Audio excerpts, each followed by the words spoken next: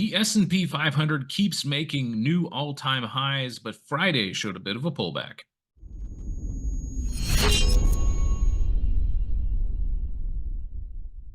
Good evening, my fellow Riz Elite members and all of our subscribers here on YouTube. Welcome to our Elite webinar. Now, if you are watching this on the replay or on YouTube, do me a favor, get down there, hit that like and subscribe button, click the bell icon to get notified every time we upload a new webinar, because you're not going to want to miss any of this content coming up because, man, we have got a heck of a week ahead of us in terms of what's going on in the market. So let's take a look, see what happened this week, and kind of see where we're going. So, we had a bit of an indecision day on Monday here before seeing some selling, and then it was just up, and away until Friday. Now, Friday, of course, we made a new all-time high on the S&P 500 at 5189.26. But we saw a lot of selling after we got there. So we saw that buying pressure earlier, and then there was a lot of profit taking, and there was a lot of concern going into Friday, obviously, with a potential government shutdown here in the United States. However, what I understand, Congress came through with a last-minute deal like they always do.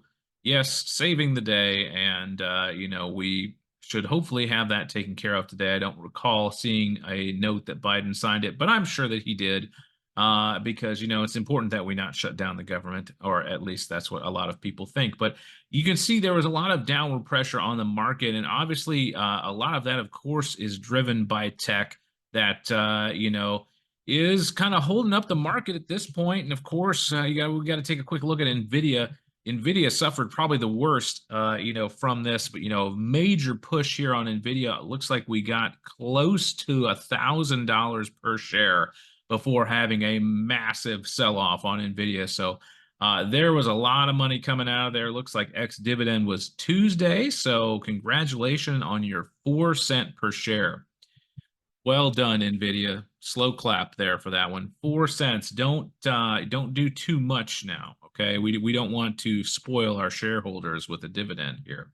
But in any case, tech stocks took a pretty big hit on Friday, as we'll see here in a minute, and that definitely is what kind of fueled this drawdown that we're seeing, and really kind of lit that fire. So let's go ahead and take a look here at the breakdown for the S&P 500.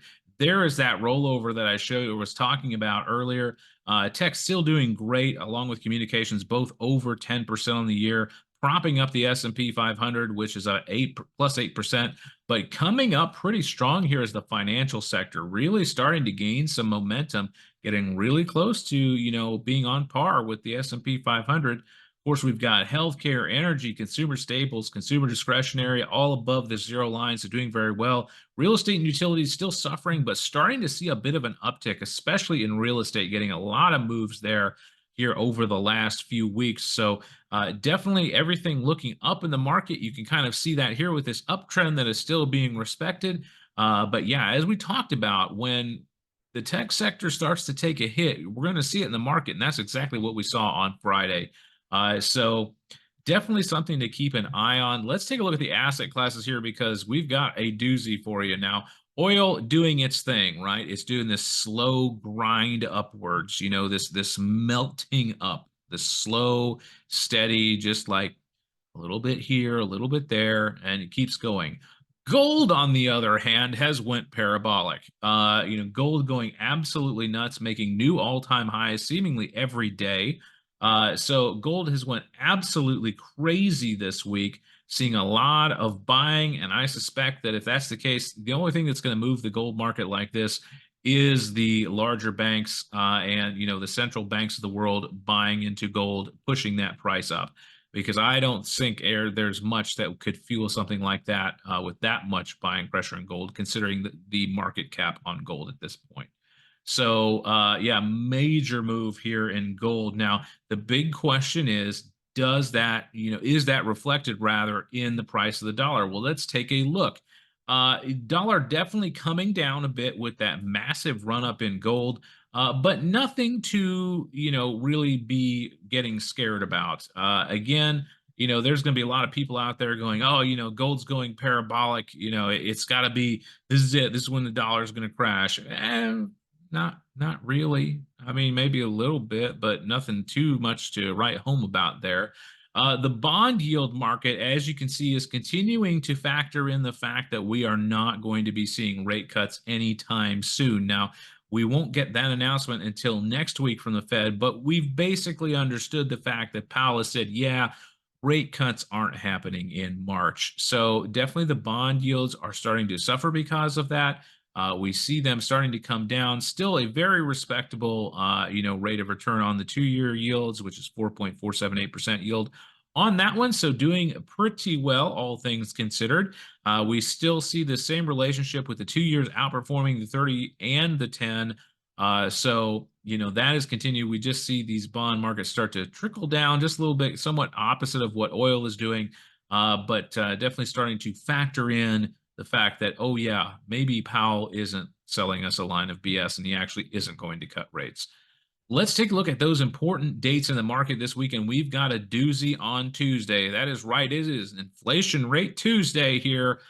So we are definitely going to be seeing a hit on that. I apologize. This should be 8:30 a.m. It looks like the time change moved on me, though that could be because of daylight saving time starting here in the United States on Sunday. So everybody remember to spring forward if you are in the United States or North America. We've got core inflation on Tuesday morning. That's going to be a big one. That is going to be a catalyst. So last time we recall that things came in a little bit hotter than we expected, and that definitely negatively affected the market because everybody's like, oh, well, if the Fed's talking about cutting rates, inflation rate must be where it needs to be. Well, it really isn't. They want to get it sub 2% or around 2%.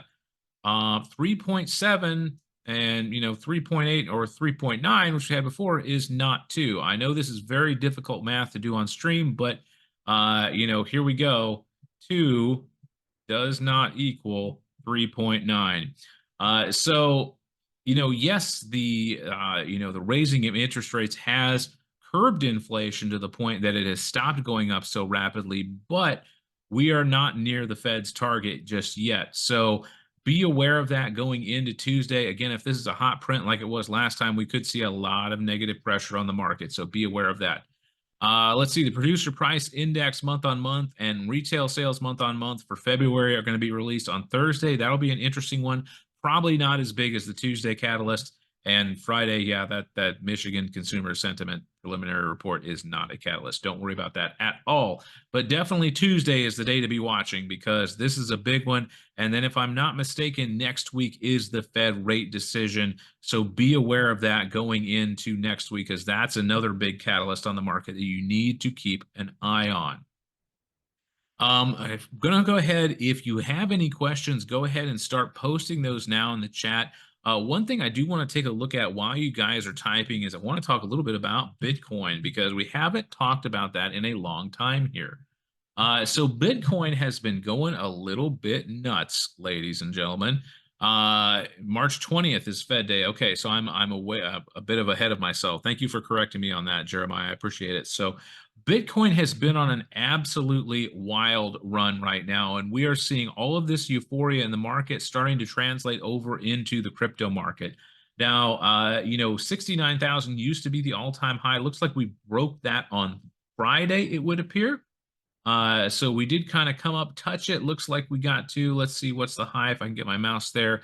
$70,199 on Bitcoin. So, definitely a very quick move here starting from the beginning of February, kind of when all of this AI hype was starting to really kick into full swing. All that goodness, Bitcoin is definitely, really benefiting from that. Perhaps people are thinking, oh, yeah, I guess, that if the AI stuff and the tech stuff, we got to get back into Bitcoin, right? We forgot about that. Looking a little bit overbought, I might add, but Bitcoin's still running pretty strong. Of course, we are still moving here because Bitcoin is traded 24/7. Again, we do not trade. Well, I won't say we don't trade. We have traded crypto in the past in Elite. I will not mention if we do have or do not have any positions. All of our Elite members will know the answer to that right now. But if I were a investing person, this is not a chart that I would want to look to go long on. That's all I'm going to say. For me personally, this is not a chart that screams go long, Chris. This is a chart that says, this looks really overextended. But do remember, cryptocurrencies don't necessarily behave the same way that our typical securities will trade and things like that. So it definitely is not affected in the same way. So just be aware of that. It's just something to kind of keep an eye on. When we see that massive run up in gold, that basically a parabolic move, we're seeing a similar move here in Bitcoin. And it is just a very interesting time to be alive, to say the least.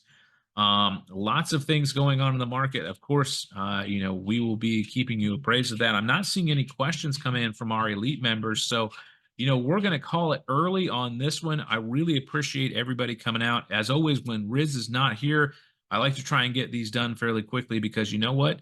It's the weekend and you have fun things to do. So, as I always like to say, don't do anything. Oh, wait, hang on. Nikhil came in and he wanted my thoughts on MTH. All right, let's take a look at that real quick.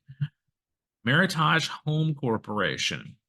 I feel like we've looked at this before. I feel like I recall this ticker. So, definitely a major run up here post earnings. So, doing very nicely there. Started to sell back off, but definitely held up here around this 147.60 area. Kind of running into, if I'm not mistaken, that's what, the 200? No, that's the 50. Apologize for that. So definitely running into the 50 moving average here, and that is providing us some overhead resistance to be aware of. Now, obviously, we didn't, suffer as much from the big sell-off on in the S&P 500 as we did, with other things like Nvidia or even AMD or things like that. But definitely grinding upwards. If we can beat that 50 and make a solid close over it, it definitely looks like a good potential play. Looks like dividends come out on Thursday, and unlike Nvidia, MTH seems to actually pay a real dividend of 75 cents, not 4 cents. I'm sure that all the Nvidia execs are watching this webinar and will definitely take my advice to increase their dividend. But definitely a very respectable dividend coming up this week. So if you do want to, kind of capitalize on that, be aware that that is coming up on Thursday. So that's a nice little, bonus, so to speak. Earnings looked like they were very good. So, I mean, this is interesting. Like I said, we just have this overhead resistance, and the 50 is starting to kind of crash down, and it's kind of pushing this, this down with it. So that is a little bit disconcerting. But if we see a nice push and hold over the 50, I definitely like it. And if you're looking to get in on dividends, just make sure you're in before Thursday, and you should be good. If I'm not mistaken, it's after close on Thursday. So you need to get in there. I think you have to hold on Thursday, the 14th, if I'm not mistaken, or prior. And then the payment day is not until the 29th. So yeah, let's see here. Anything else that's really jumping out at me? Obviously, we kind of have a little bit of support here around this 153 area. So, if you want to kind of try and play the risk reward game here, if we get a nice push over the 50 and a hold, we definitely don't want to let this thing run any more than 153. That would be kind of my mental stop if I were going to take this trade. I'm not telling you what to do, but that's what I would do personally. And then kind of be maybe looking for about 170-ish, if we want to try and reclaim some of this territory that we gained post earnings. So that would be kind of what I would be looking for as a swing trade. But obviously that dividend's really nice. It is a bit pricier of a stock at 160, but not, $800 like Nvidia. So can't complain about that. Yeah, you're welcome, Nikhil. Always happy to take a look at something. And yeah, I think this looks like a very interesting chart. Like I said, push and hold over that 50. Looks like all green lights for me. So, well, awesome. Thank you so much, everybody, for coming out. Really appreciate it. As always, great questions. And as always, we'll see you in the market on Monday.